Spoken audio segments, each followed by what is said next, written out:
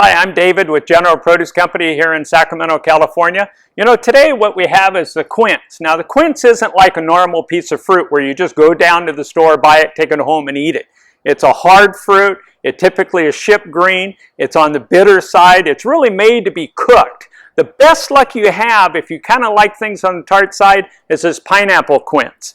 Now, when it ripens up, it has a slight amount of sugar to it, but really the best thing is cook with them. The other thing too is once you cut them open, you'll see they're nice and bright, but when you cook them, they turn a pink to a red. They change colors. If you think of the jams and jellies and stuff, they're always pink and dark color. They're not dyed, it's the natural color that they change to.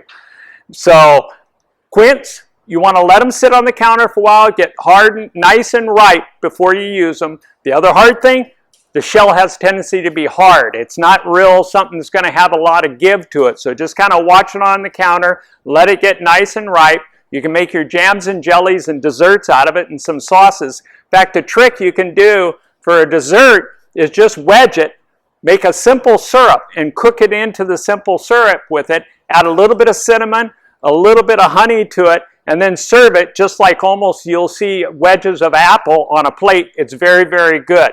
But play with your syrup a little bit. You want to add probably a couple cups of sugar with something like this. It's not very light syrup. It has to be something that's fairly heavy. Beautiful color that'll come out too. So this is one you want to take time when you buy it. Do a little planning on it. Once it's ripe, store it in the refrigerator. Till then, leave it on the counter. Never eat it without cooking it. The other thing that happens once you start to see quinces and a few of the fall items is we change seasonally from our northern growing districts to our southern growing districts. So we start to see product change a little bit. You'll see some price fluctuations and things like that. So a lot of the squash that we get right here around Sacramento or all the way down to like Fresno Valley, just a few hours away, will go all the way to Southern California, and we're a day ride now. Things like bell peppers will start to move into Yuma, Arizona, and we'll be crossing the border coming in. Onions, products like that actually are harvested now in Washington, Oregon, Nevada. They'll go into storage. We pull storage out all the year. So even towards the end of storage, you notice they get a little softer. It's dehydration that happens. So be aware that some of the products you're using will start to have a little changes to them. You'll see some price differences.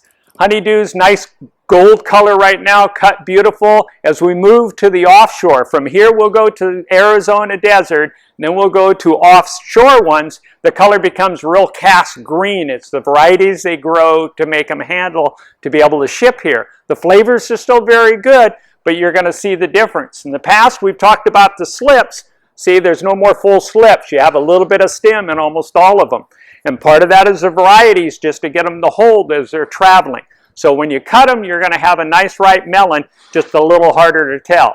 So transitional time on produce as we move south. Enjoy your quince with the nice cooked fruit. And that's the Produce Beat.